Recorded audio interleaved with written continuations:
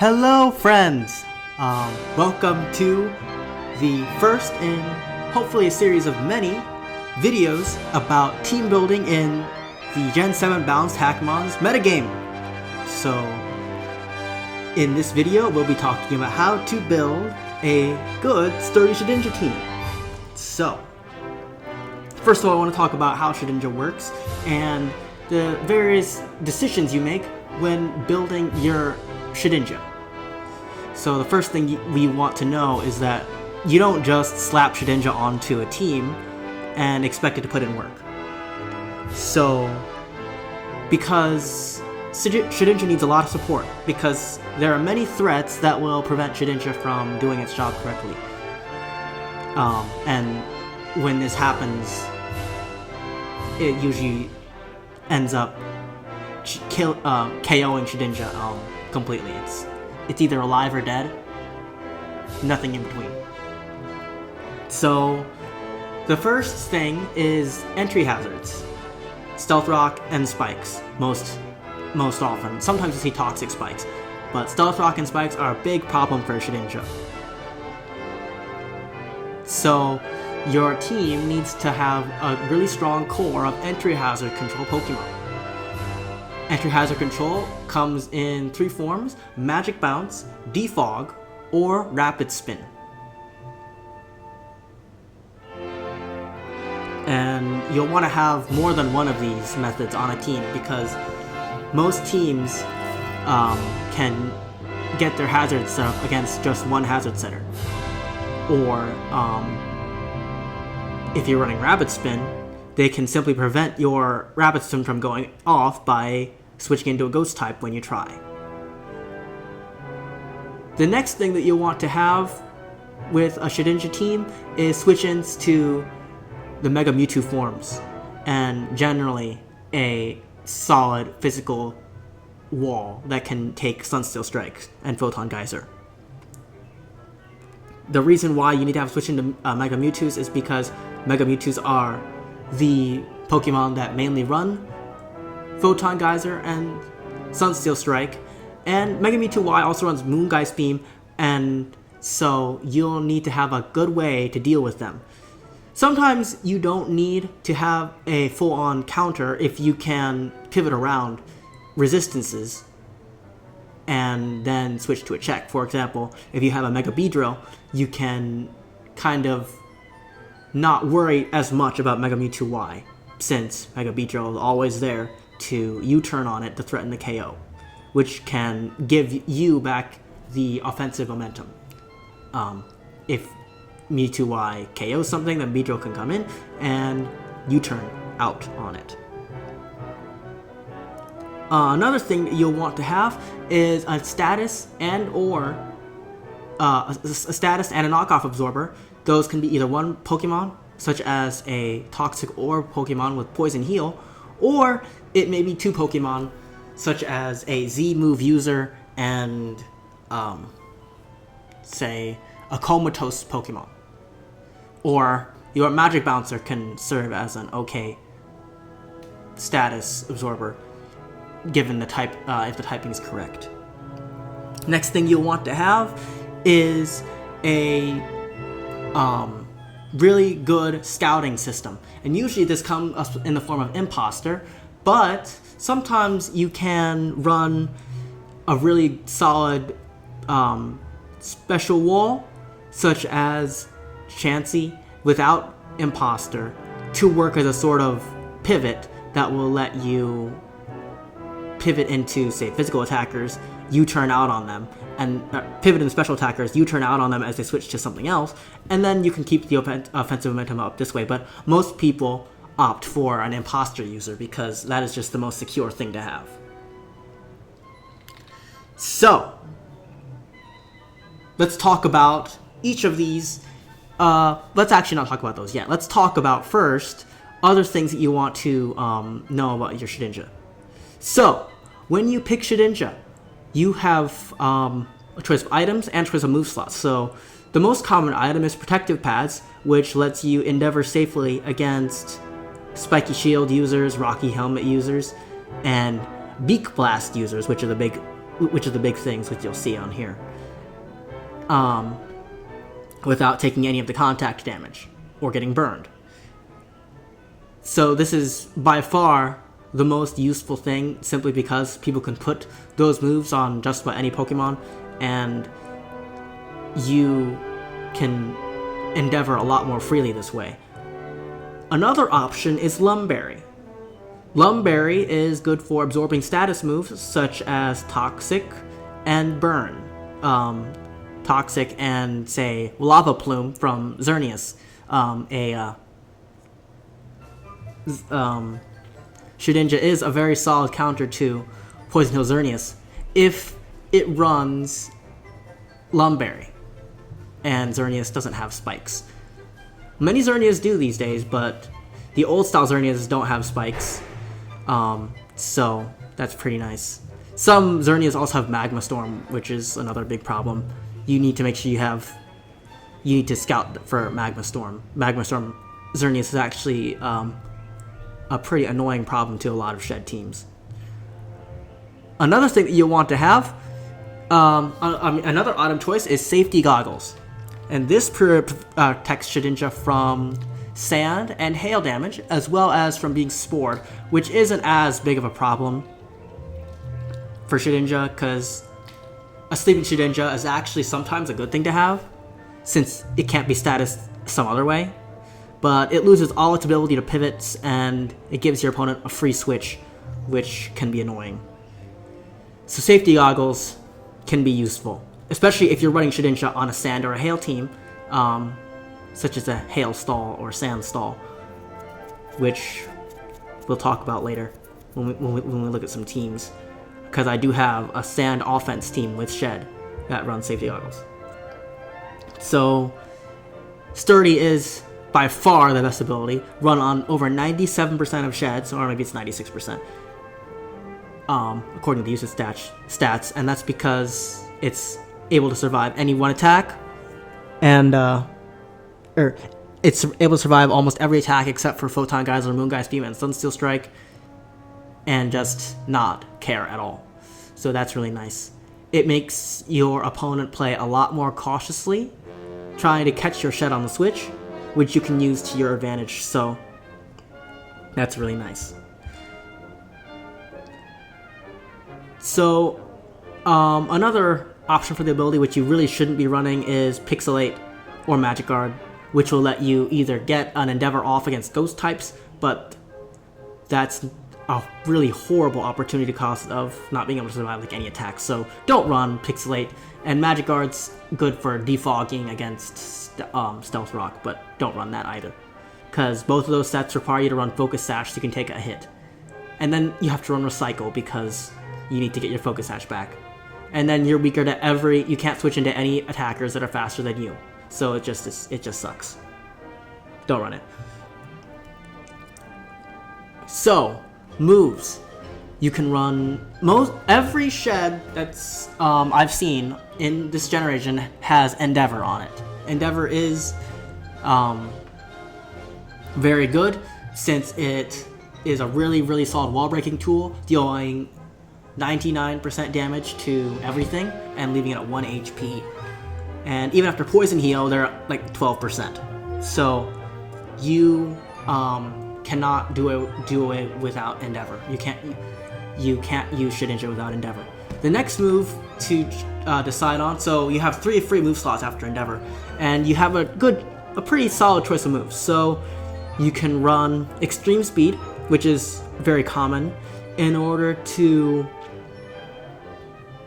deal that last bit of priority damage. Extreme Speed does outspeed Prankster Recovery, which means you don't have to run maximum speed in order to get the most out of it, or to because you want to be able to outspeed Prankster Giratina's, you want to outspeed Prankster Registeel and other Prankster users with your Endeavor. You can also run Ice Shard here instead of Extreme Speed, which doesn't have contact, so you won't take any Rocky Helmet damage. Best used with Lumberry or with Safety Goggles. This actually is good to KO Poison Heal Zygarde complete before it can, because Extreme Speed cannot recover enough, cannot do enough damage after Poison Heal recovery. It does about 8%. So Ice Shard does about 13% and kills Zygarde C. Also, this can hit Giratina, but you, as I said before, you'll want to make sure you have maximum speed so you can outspeed Prankster Giratina. Usually you don't run, usually all you run is attack EVs. You don't run any defense or speed so that you can get the slow pivot off. So the third move after Endeavor and a priority move is either U-turn or Pursuit. You can also run Pursuit in the second slot, but it's not recommended.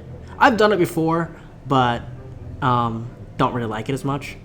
U-turn is really nice for getting that slow pivot off, especially since there are so many things that simply cannot damage Shedinja. So if you pivot your Shedinja in on one of their attacks, you instantly get momentum no matter what they try and do with your U-turn. U-turn also nice because it has 32 PP and nothing can block it. The only problem is that it makes contact. So if you get knocked off or you aren't running protective pads, you cannot U-turn freely because they might have a helmet user or a spiky shield user, and you don't want to lose your shed to that. Another option in the third slot is Pursuit. This is great to catch Regenerator Pokemon off guard as they're trying to pivot around your Endeavor. So, you might click Endeavor against the Regenerator Dialga. It does 99%, and then the Dialga can switch out and at least be at 34%, or 33 to 34% when it comes in next time, which is better than 1. So, and Pursuit lets you just catch that right on the switch and it's gone. So that's really nice. Another option for a third move slot is a protect move such as Baneful Bunker or Spiky Shield. This lets you scout for Sunsteel Strike, surprise Sunsteel Strike coverage, and Photon and Moongeist Beam, and also lets you scout choice users. So like if you like do a blind double switch and they have to switch out, you switch out to your Shedinja and they switch out to their Specs Mega Rayquaza, you can Baneful Bunker on them and scout whatever move they're going to be locked into, and then, well, that sucks for them because you know what they're going to do. This is really nice against offensive teams that employ a lot of choice attackers. So for the fourth move slot, you can run probably one of the better options is Stealth Rock. Stealth Rock is really easy to set up with Shedinja because you force out like every Magic Bouncer except for Giratina, and like every common Magic Bouncer except for Giratina does not want to take an Endeavor. And there are a few uncommon ones that can eat one, such as Magic Bounce Aegislash or Spiky Shield plus Leftovers plus Magic Bounce Registeel, but no one runs that. So you can easily get your rocks set up, and then you just have to have a Magic Bounce teammate that can switch into an Imposter Shed, and that's really easy to improve. Oh, I forgot one other thing about Pursuit. Pursuit lets you deal 40% to Imposter Chansey with a Violite and 60 or so to Scarf Imposter. So that basically prevents Imposter from switching in on you without being punished severely in return. So another option on the fourth move slot is Pain Split.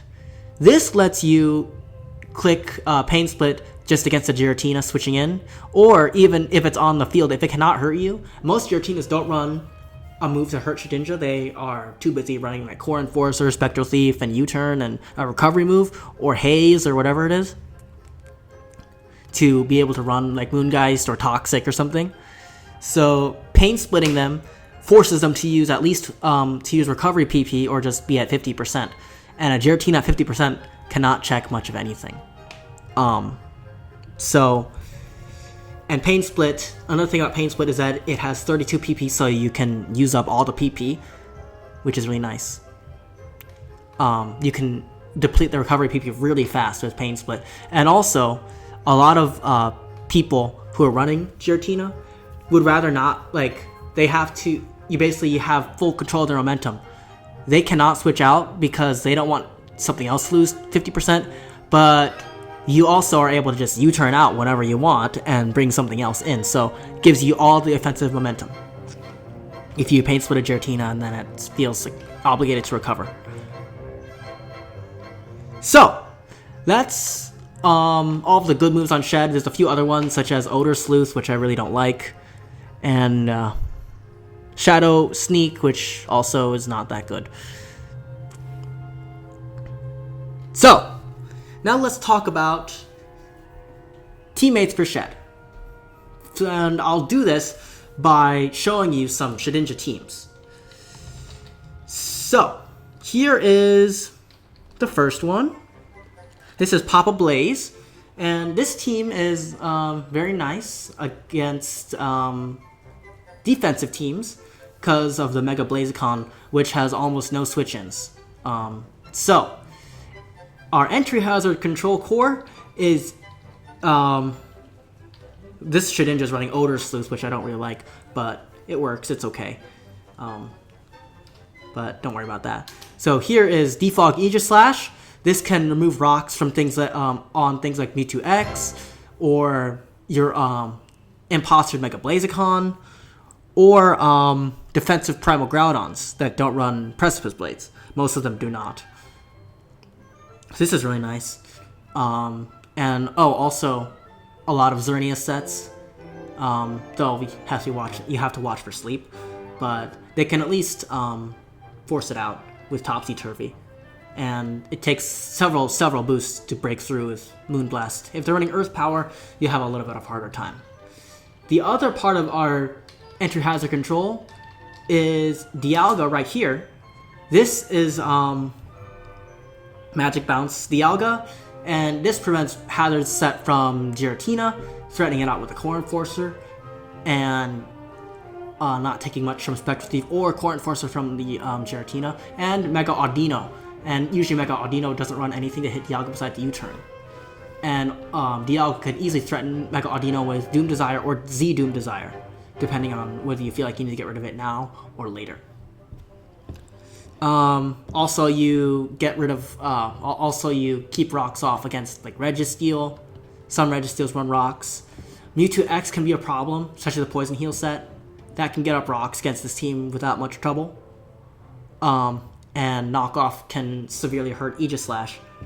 So this team actually can keep rocks off against a lot of defensive or bulky stealth rockers, not as much offensive rockers. So for the Mewtwo X check, we have Dialga, Aegislash again. Dialga can switch into Photon Geysers, Knockoff, and Aegislash can switch into Photon Geysers and Close Combats. And we also have this Scarf Imposter Chansey, which can switch into Photon Geyser even from Choice Band once or twice, and then force it out. We also have Mega Audino right here. This works as a nice knockoff absorber, able to knock off, easily sponge knockoffs from, say, Tyranitar and a Veltal, and simply retaliate with a Will-O-Wisp. And also this lets you set up spikes. This also can take any move from Specs Airlight Mega Rayquaza if it has full health, including Boom Burst, that does about 96, and then hit back with Core Enforcer, which basically lets you switch it out and pivot, say switch out to Aegislash and then pivot back in. And you'll actually see Mega Audino handling Specs Mega Rayquaza with the help of the teammates in one of the replays. Now we have the Imposter Chansey to scout. This also is our the primary setup check, and that lets you Revenge Shield like basically any setup sweeper with a Scarf. Unfortunately, this team doesn't do very well against Belly Drum sweepers if you can if you don't prick their Belly Drum and click the appropriate move. For example, if you don't click Topsy Turvy on Aegislash, or if you don't click Core Enforcer on Dialga, then you're in big trouble and you're probably going to lose. So that's the only thing with this team. And the final part of the team is our strong wall breaker here, which is Mega Blaziken. Kindred Lens Mega Blaziken has very few switch-ins. Oddly enough, Shedinja is a switch into this Blaziken, but then it often gets Stealth Rock set up on it, so that's what's really nice here. So, as you can see, Stealth Rock, you could, it's really hard to prevent Mega BlazeCon Stealth Rock unless you have Flash Fire, Aegis Slash with Defog, like what I have. Or if you have, like, Giratina Fur Coat with Defog. Giratina Fur Coat can eat moves from this BlazeCon set too. So that's one team. So as you can see, the Shedinja is very well supported. And I'll show you a replay with this team right now. So here it goes. We have, he switches in. He starts with the Imposter because he doesn't know anything that's going to happen. He has to get out of the way without really doing much of anything. I get my Doom Desire off. Now I Core Enforcer him, or I Tail Glow him, and as you can see, my Dialga takes nothing because it's using the Imposter Chancy's 75 special attacks, or 35 special attack. So now I get rid of his Prankster, not much of a big deal. But now I get out of the way. Oh no, I don't get out of the way. He gets out of the way. Get my Doom Desire off, and again, I predict the close combat, not too hard. So now, as you can see, the Doom Desire is going to hit Giratina, and it does a lot. 38%, that's big. It's just plenty enough for BlazeCon to just KO it with V-Create. It does about 80%. This is Prankster Giratina. So now I correctly predict Photon Geyser from the Mewtwo X again. He's gonna stay and try to push the issue, trying to get a critical hit. So I shore up here, easy. Gotta get out of there. I take this opportunity to get my Toxic Orb activated safely and get this burn on Chansey, which basically means it's chipped down for the rest of the game. So I know this is specs. I predict the Boom Burst and bring Shedinja in. That was not too bad. So now he brings his Chansey in. I get U-turn on it, which is nice. Always good to get U-turned on the Switch. And now I can easily V-Create here for free. So I leave the Chansey alive. I could kill it there, but I want to let it soft boil so I can get a Spike Up as it U-turns, because that's nice. He's going to bring in his Ray again.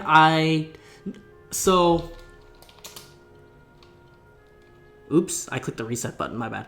I think we were at turn 18. Let's go here. Yes. So, wait, I keep clicking reset. Ugh. Where's the pause button? There it is. So here.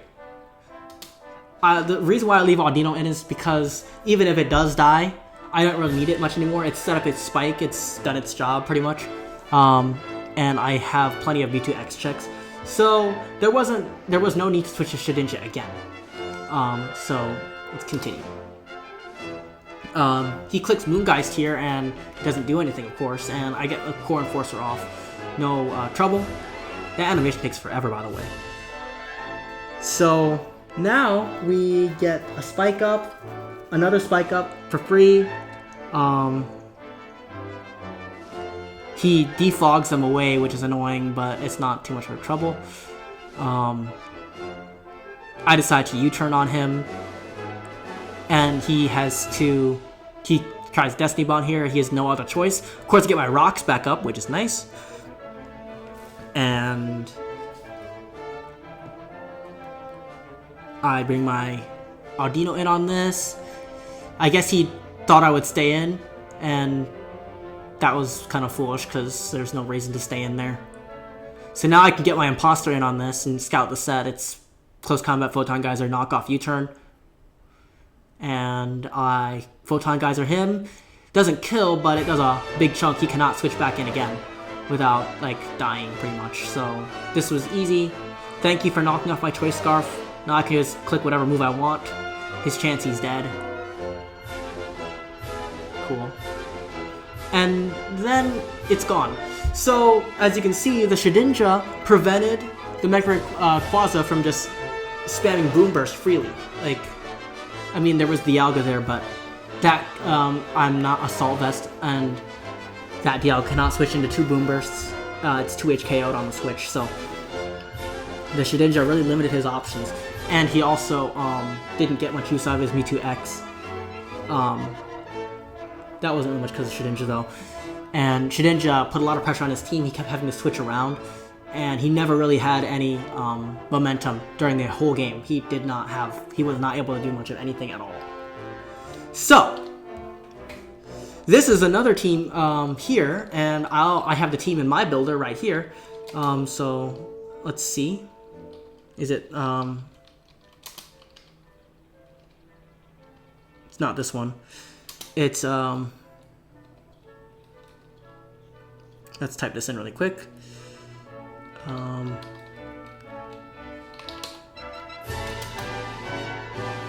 Oops.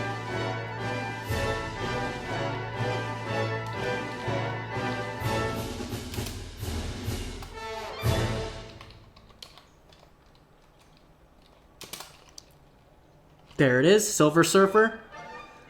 So here we have a nice balanced team. So as you'll see on here, the Shedinja here is running Stealth Rock with the customary Endeavor, Extreme Speed, and U-Turn as its other moves. Stealth Rock, really nice on this team. And to improve this Stealth Rock Shedinja, he has this Magic Bounce Empoleon with Rocky Helmet, so that even if Imposter pivots in, clicks U-Turn on it, it takes Rocky Helmet. And that's always nice, getting the Rocky Helmet on the Imposter user. And then we have Xerneas here, which sets up spikes. So the cool thing about Shedinja is that it has Shedinja teams have really, really good control over the entry hazard game, because they often have a bouncer and like a defogger or whatever it is, and so the opponent cannot really set up much hazards, and Shedinja can easily get its rocks up, and then its teammates can get other hazards up. So as you saw earlier, that Audino had the spikes. His Xerneas has the spikes, can easily set up on random things, and then just Moonblast and just boom.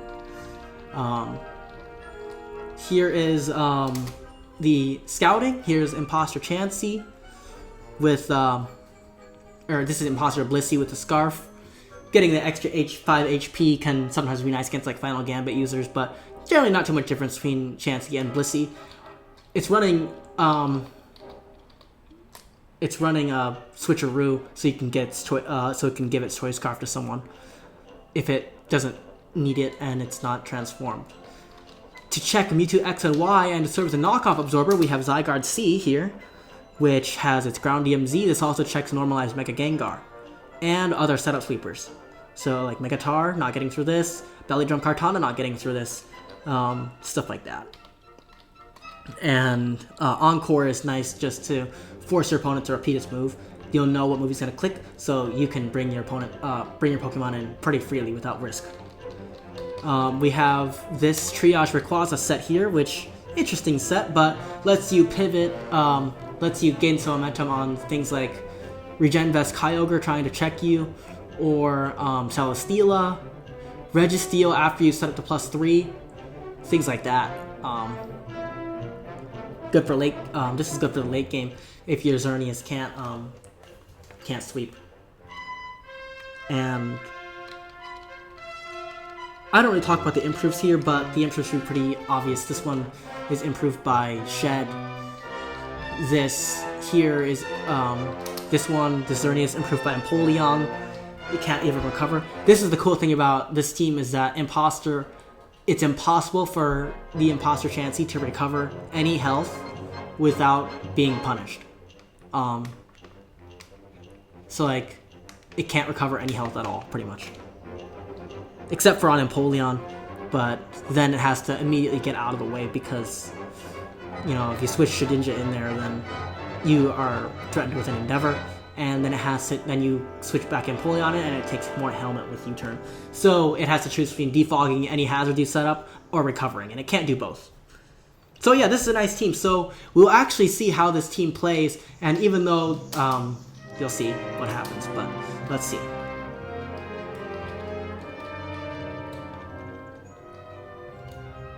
So he sent out a Zygarde. He clicks the Beak Blast because it's risk free.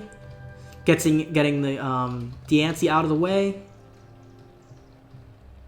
he knows that he can take at least one boom burst, so getting Stealth Rock set up pretty free for Mother Hate there. Eating a boom burst is 40%. Ow. And brings in the Empoleon. He knows that can survive. Barely. And of course, Empoleon shores up there. And now he shorts up again so he can switch into another boom burst. Of course, he switched into Zygarde C here on the Mewtwo X. This is back when Contrary was legal, but you'll still see how this team is supposed to play. Mother Love actually does a really good job here. Playing on Mother Hate, but no worries here. He can at least force it out with that Rayquaza. Rayquaza gets he's forced to click Oblivion Wing there, but actually this Zygarde totally walls Rayquaza, unfortunately. Here's Necro DM. This is Prankster, obviously. Rayquaza gets out of there, dealing a little bit of chip. Here's where I would defog here, but and he does, getting rid of the Xerneas' spikes. Interesting move. He's running V-Create on the Necro DM. It's not banded, so it's a defensive set. Interestingly enough, but he's running V-Create on it because it's quite powerful. So he doesn't have any good switch-ins to Shed, so he just gets rid of. He just lets his Zygarde die. So he's got checks. Gets rocks set up. Arceus defaults him away. Shed puts more pressure on this. Arceus dies, which is fine. Mewtwo X goes in here, and unfortunately for Cityscapes here, it's Pursuit trapped and dies. But it's choice banded. So, there's that. Xerneas Moonblasts on Necro DM, doesn't take anything pretty much. And puts a spike up, naturally. So now he's going to try and QD. Just pivoting around here, trying to play around. The Xerneas doing a pretty good job. If he had predicted like a Moonblast or something, if he predicted the switch into Zygarde, it would have been a different story here. He would have been forced to recover, but it might not have changed much of anything because that Zygarde probably got Assault Vest since this Necro doesn't have it. That Ice Hammer does pitifully little. So now he's just trying. He's got 3 spikes up, so that's kind of nice. That Arceus is not switching back in. Zygarde's, he gets the prediction right on this, and that 29% shows you that it's Assault Vest damage. Like, so. Gets the Ray in. Now that Necro's totally walling him pretty much with Roost and Haze, so that sucks for him. Unfortunately, that was rough. That was rough. But he does predict the Stealth Rock correctly and gets the Empoleon in on it, so you think that he's doing okay, but this Mewtwo is still a huge, huge threat. Can't really switch into it very nice. He's going to try and switch in on the Superpower, but unfortunately, Mother Love predicts that, and Blissey dies. Now, he lets that go. I don't think I would have. But I guess with all the hazards up, there's no he's got no use for the Mewtwo X after it switches into another layer of hazards, so actually that he had no choice. So looks like Cityscapes is actually doing pretty well here.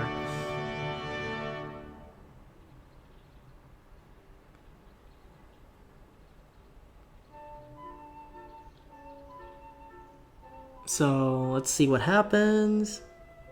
This is the other Mewtwo. This could be a problem. If this is banded Photon Geyser, that could really hurt. He doesn't commit it yet. That's rough. He's taking 30% at least every time he switches out of every time he switches, so that's pretty rough on him, but pretty sure this Necro has a lot more PP than the Xerneas does. So he can keep on hazing every time that he tries to set up, and that Rayquaza is not getting through the Necro DM either. So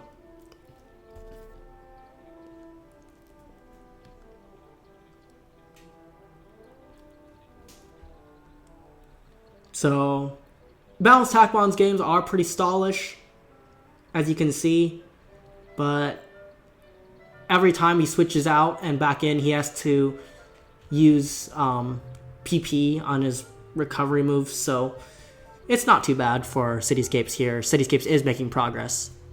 PP is a big thing in Balanced Hackmons. 38% from V-Create, that's not too bad.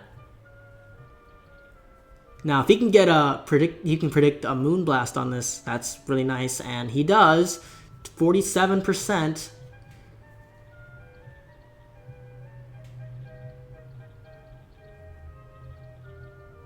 This is a bulky Diancie, though.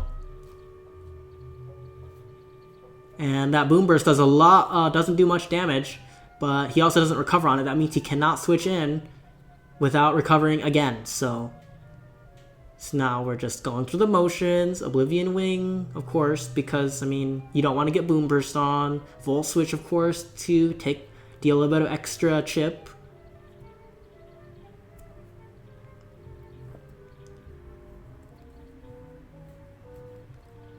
Pretty dull. Might skip through some turns here. Let's see.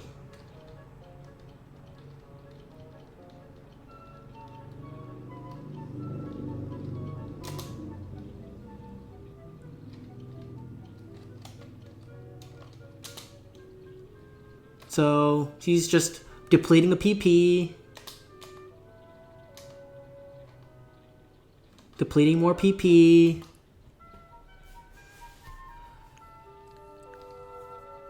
Now he's trying to switch in on the Volt Switch and deplete more PP, but he's really actually just self-defeating himself because he has to keep recovering. And that does a big bunch of damage, and as you can see, the Shed team does win the day with that critical hit, which was unfortunate for Mother Hate, but ah well. So yeah, that's a very nice Shed team too. So let's look at another one. One more. This is oops.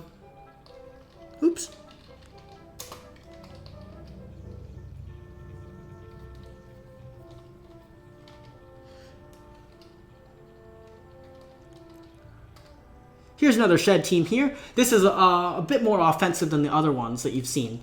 So here we have Pain Split Shed, which I'm really a big fan of. And Pain Split plus Pursuit Shed really dissuades Imposter from coming in on it. So, really nice. And this also threatens out Giratina here. We have, for the entry hazard control, I have Assault Vest, Rapid Spin Zygarde, which can actually Rapid Spin against everything that's not a non-ghost type, except for Kyurem W, if it has full health. So you can easily get that crucial Rapid Spin off. So even against really powerful attackers like Ice Beam, Mewtwo Y. And actually, funnily enough, this there are a few physical attackers with Ice Hammer that Zygarde C loses to, but we have the Imposter Chansey for this, and as you can see, I'm running Defog on here just because, just for an extra bit of hazard control, because if Imposter tries to switch on my Gengar, I can bring this in and get an emergency Defog off. Toxic Spikes is really nice to just chip things down, and the Imposter can't set it up because Anchor Shot will trap it, and Gengar just comes right back in and takes him away after the Imposter is gone. This is really nice. So, so that Zygarde works as a solid check to Mewtwo's and as entry hazard control. The Reg Steel here is my knockoff absorber, as it can easily recover off any knockoff damage, and it doesn't mind losing its safety goggles too much. this Registeel set's actually pretty weak to dark type attackers because it can't pivot out because of running parting shot. But the pros of running parting shot is that you can easily bring in something to check whatever they're bringing against you, because they can't KO your Zygarde with -1 to stats, which is really nice. Encore locks things like really dangerous Pokemon such as Primal Kyogre into their setup moves, which gives you a free switch against them. So now, after this, we have Gengar.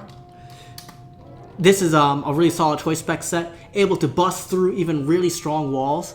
Assault Vest Kyogre Primal takes about 40% from Sludge Bomb, and like 50 from Moongeist. So even if, they Assault Vest, your play is to Sludge Bomb against them, and then hopefully you'll get them poisoned, and then Moongeist seems an easy 2H KO, and Regenerator can't even handle the damage, even if they switch in like two more times, because Poison will just be eating away at their health every time. Volt Switch is good for just pivoting against things like Yveltal early game to gain momentum on it later so that it has to recover. And Ice Beam, it lets you hit most Zygarde Cs except for the Assault Vest Zygarde Cs for instant KOs. This one's improved completely by Imposter Chansey, unless they click Sludge Bomb and you get Sludge Bomb poisoned, but that's not a huge deal. So the final team member here is this unique Mega Garchomp set, and this is good because this team doesn't have much trouble getting rid of 8 attackers such as Diancie, Diancie and Rayquaza and Kyurem B, and after those are removed, and after you get rid of Imposter, you can sweep with this Garchomp set, and you can still do early game wall breaking because this set's still quite powerful with Tough Claws and Earth Plate. High horsepower still does a big chunk, easily getting the OHKO on Registeel from full, which is nice. And Giratina takes like 60% from Dragon Hammer, so they probably will think it's like a mixed adaptability set or something like that, and it's not, but Bolt Strike does plenty to like Slowbro without Fur Coat, Yveltal without Fur Coat, and Celesteela. So at +1, it just kills them. So that's pretty nice. So as you can see, all these teams that I've shown you have a fairly solid entry hazard control core. This one is a fair bit more offensive, so you rely more on your offensive pressure to keep hazards off. But there is the Spin Zygarde for the emergency spin, a status absorber, a knockoff absorber, checks, a really solid check to Mewtwo X and Mewtwo Y, and scouting. So as you can see, you don't need to fill up your entire team with Shedinja support. You can add on some stuff after it, and Shedinja gives you a lot of freedom to run moves on your mons you otherwise couldn't, because as long as Shedinja can eat any of those moves, the imposter that tries to switch in on you is totally helpless. So you can easily predict what they're gonna do. See, they might try and make a double switch that is pretty much forced so that they don't lose momentum to Shed, and you can easily take advantage of that by predicting that double switch. So that's that for how to team build with Shedinja, and you'll want to try and do well with Shedinja on the ladder. I hope to see more educated Shedinja teams on the ladder, because too often I see Shedinja without support, because people don't realize that you need to support your Shed really well in order to make the best out of it. So if you like this video, feel free to drop a like, subscribe to my channel on here, subscribe to my Twitch channel, which is twitch.tv/SuperSkylake, and feel free to drop a comment or see me on Showdown. SuperSkylake is my main alt, and I will see you later.